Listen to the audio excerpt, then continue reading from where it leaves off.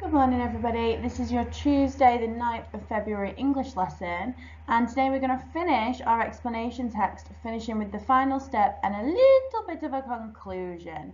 So that's what we're going to get ready to do. So can you remember that final step? I've got a little picture on the screen in front of you to remind you. So far we have done the cleaning of the body, removing the brain, removing the organs, drying the body, we've done stuffing the body, we've done wrapping the body, which are those 6 steps, and finally this is the last step. And this step is to finally finish it, to put the body into the coffin and into the sarcophagus.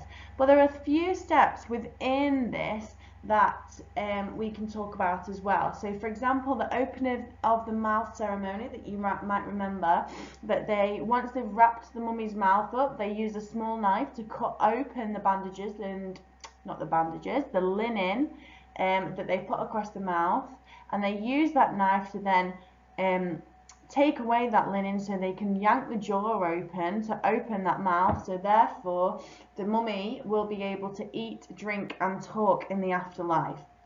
Once that mummy is wrapped as well, they also add a wig if that's their choice.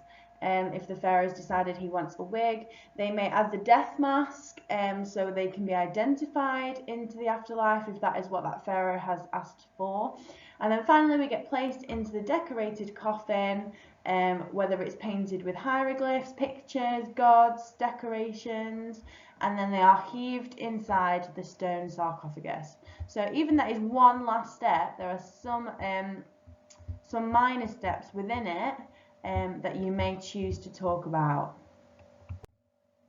So I've just got a what and why. As we are doing this explanation text, you know the whole process that I'm looking for is why the Egyptians did a certain step. Not just what they did, but why they chose to do it, using those conjunctions to help me explain. So they've got the opening of the mouth, which made them cut parts of the linen open.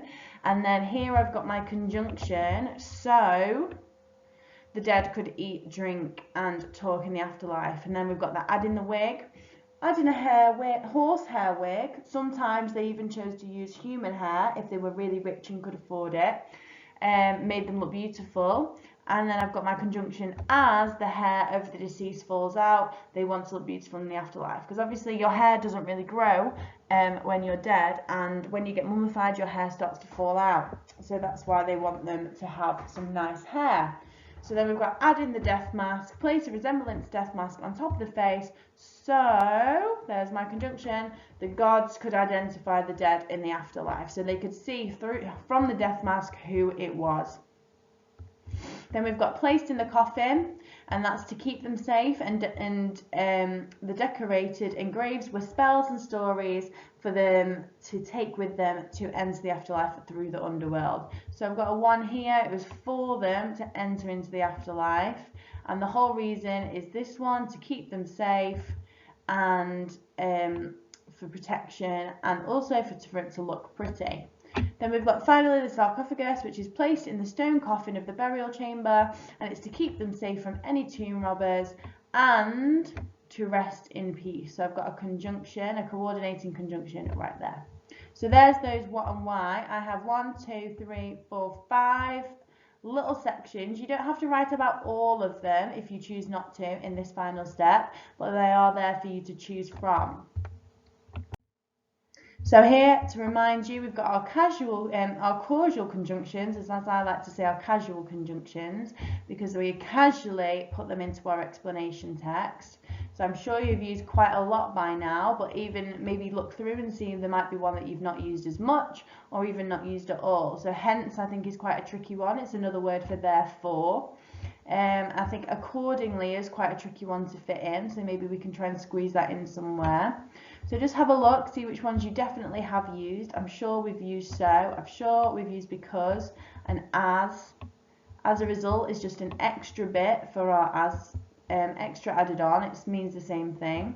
Therefore is easy to squeeze in. Consequently might not be as easy.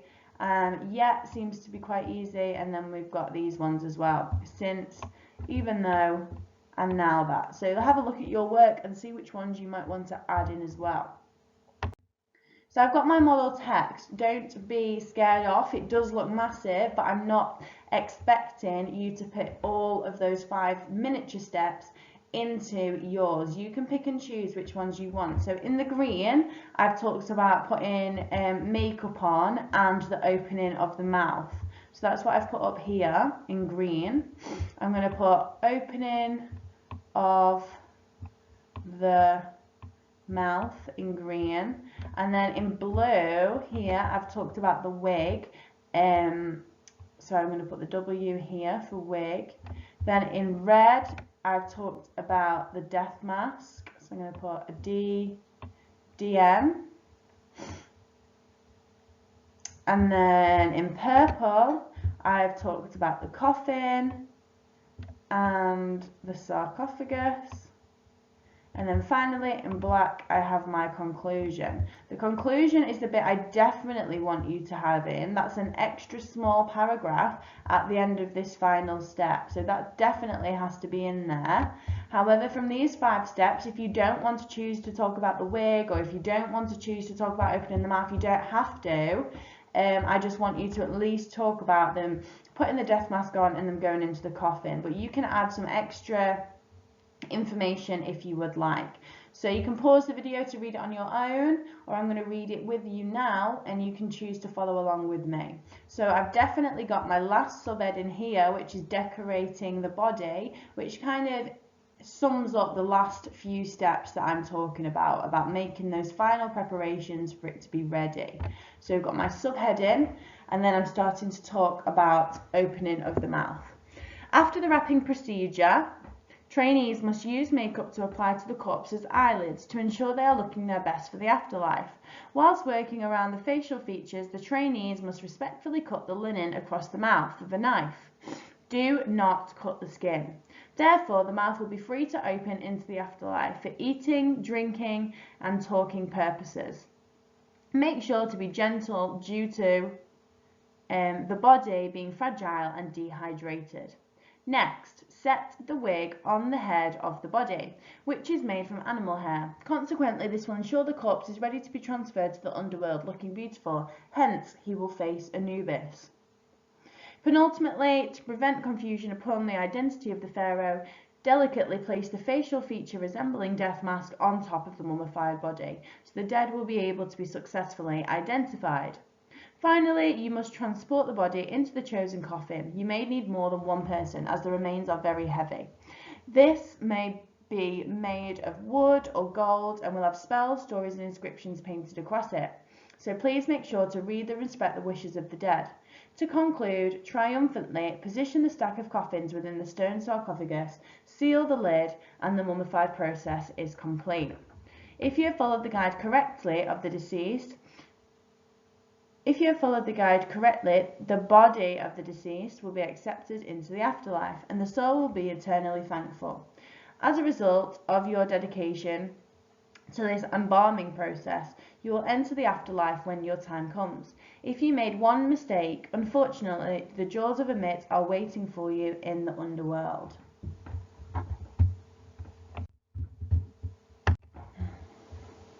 So I have my model text here again. I've just turned it all black so we can have a look at the success criteria.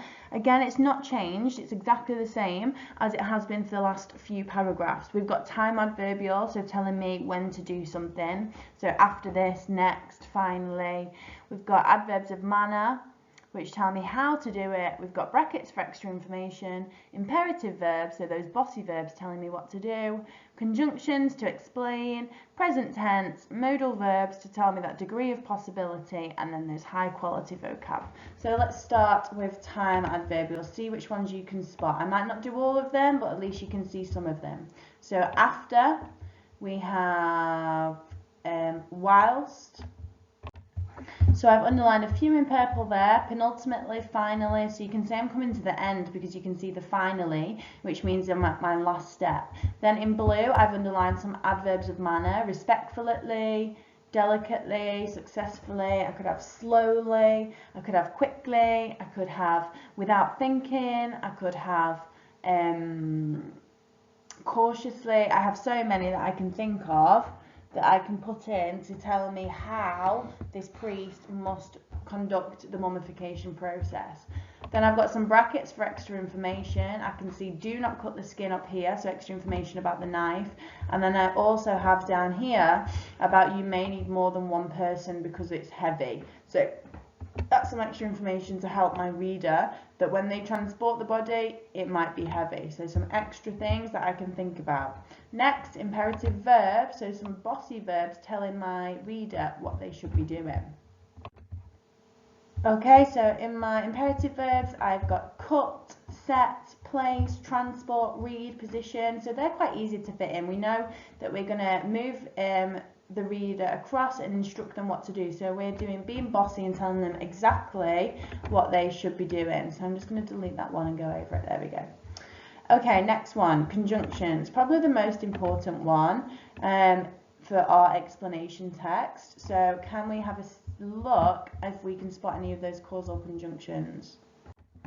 Okay, so I've done that one in my blue. I've done therefore, consequently, hence, due to, so. I've probably got an and in there somewhere. As a result, I could use. I've got a few in there just to explain what I should be doing.